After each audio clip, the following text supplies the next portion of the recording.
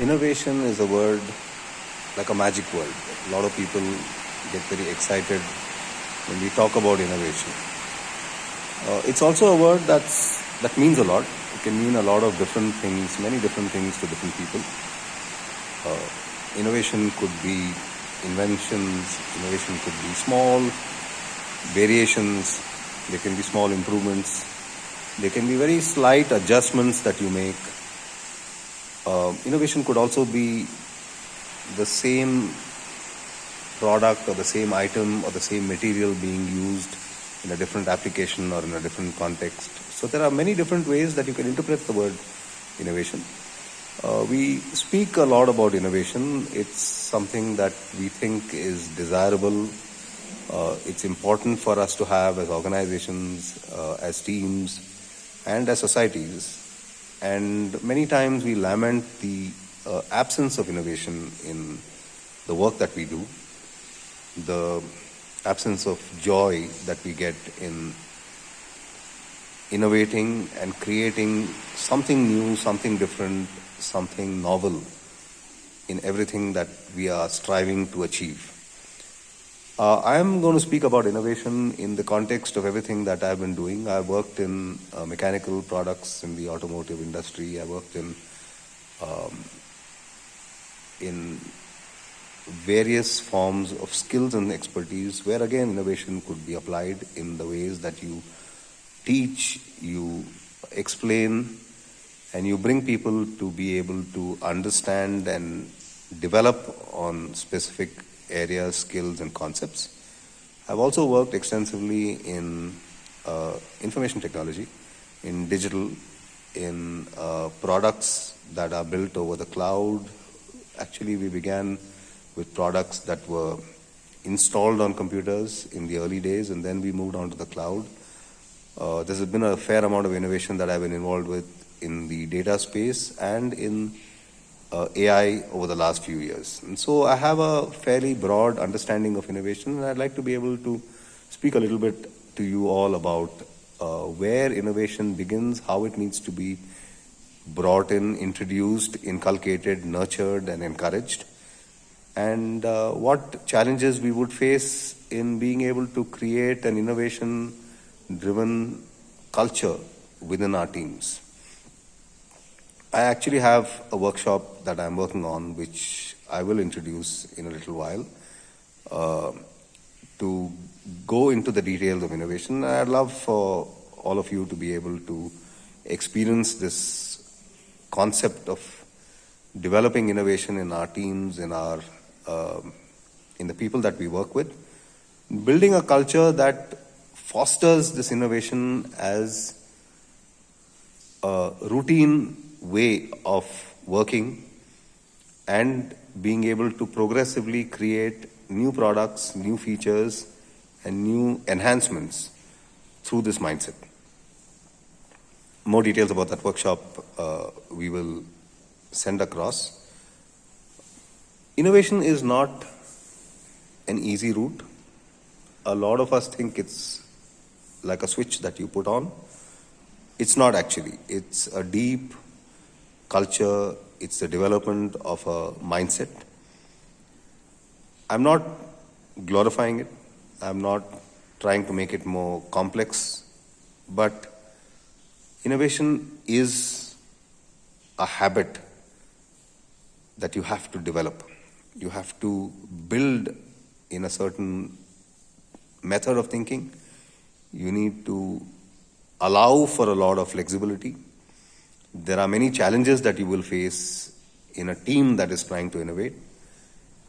And you would need a fair amount of resilience, flexibility, to allow that to continue for an enduring period of time before you actually begin to see results coming out of that exercise in innovation. Innovation would mean a fair amount of risks. It's not always that you get things on the first go. Sometimes you have to try a lot of things, you have to fail. Failure is an essential ingredient in innovation, and that's not something that everyone understands. There could be huge costs involved. You might actually be developing a new idea, and you might take it almost up to the extent of being able to bring it into practice, and then you would suddenly at that point encounter a small feature or a small challenge that puts that innovation out of the practical realm, and you wouldn't be able to then implement it. And all that time, energy, and resources would have gone in vain, because you would have reached a point where you thought that this innovation could be something that would make a big impact, it would create a lot of changes, and it build a lot of opportunities, and now you suddenly realize that it's no longer that dream. And you might have to either retrace path, or you might have to go back all over again and begin afresh. And so those are the kind of challenges that are involved in building an ecosystem that fosters innovation, that celebrates both failure and successes.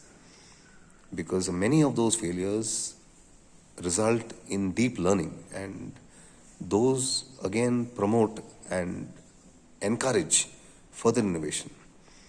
And so when you are leading a team, you have to be prepared for the fact that you might fail many more times than what you would succeed. And those are what you would build into the cost of innovation. So the cost of innovation is not just the cost of being able to do a straight line of the feature or the product that you are creating, but equally to be able to add in all those failures that you had prior to being able to make it a success. And then being able to say the sum of all of that is the cost of that innovation. And why is innovation celebrated around the world? I mean, it's obviously celebrated. I mean, every time you have an innovative product. I mean, the most famous example is the fact that you have an iPhone, which was a true innovation, even though it did not necessarily create something completely new from what was already existing. But the fact that Apple could bring all of that together, polish it, refine it, bring in a measure of quality, bring in a standard, bring in a user experience that was outstandingly good, is an example of innovation. And there must have been thousands of small instances of innovation that went into the whole process, because they took a couple of years to basically build that product before it was launched in 2007. And in that process, there were thousands of instances of failures, reworks, retracing of paths. And Apple, when they brought out that iPhone, it probably includes several thousand instances of missteps, failures, incorrect decisions. But that all goes into the cost of being able to create that innovation.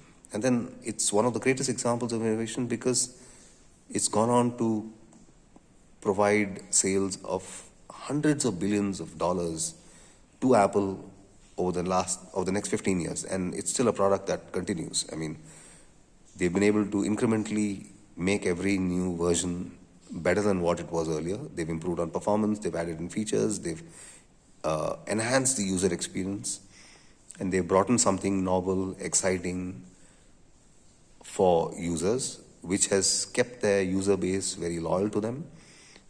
It's almost like once an iPhone user, you're there for life, and you'd keep upgrading your phones as and when you think it's appropriate.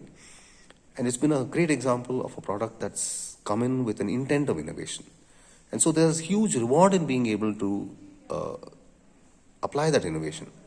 But there's also the large cost that you need to be able to take on in order to be able to benefit from the innovation that you're creating. So this is an example of what innovation would entail. I mean, it's a lovely word. It's beautiful for us to think about it in practice. And, there are always questions about why can't we be more innovating as a society? Why can't we be more innovating as a country or as a team or as an organization? And there's always a lament that, we need to basically become more innovative. But it's not a switch. It's a journey. It's a process.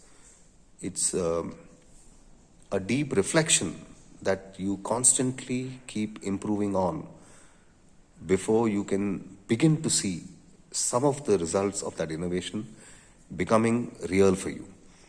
And so I'm going to basically try and elaborate on this. I'm trying to structure it. I think it's something that can be trained, something that can be taught and developed for a team. I've done it over several years, and I'd like to be able to share those.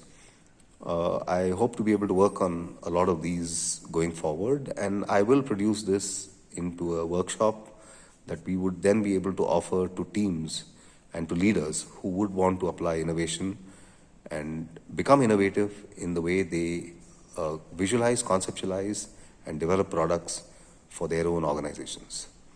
Yeah, it's not necessarily any products. They could be campaigns, they could be services, they could be ideas, they could be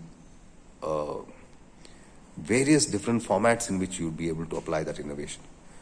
And I'll try and see if I can take the participants of this workshop through various different types of concepts, ideas, and products so that we are able to better bring out the core elements of what it entails to be an innovative team, and then onwards how we can actually make them successful endeavors for our teams.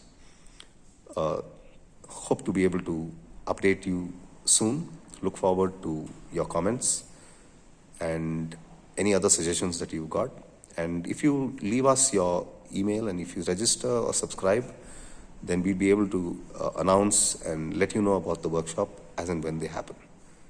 Thank you. Have a great day and enjoy the process of being able to be creative and innovative.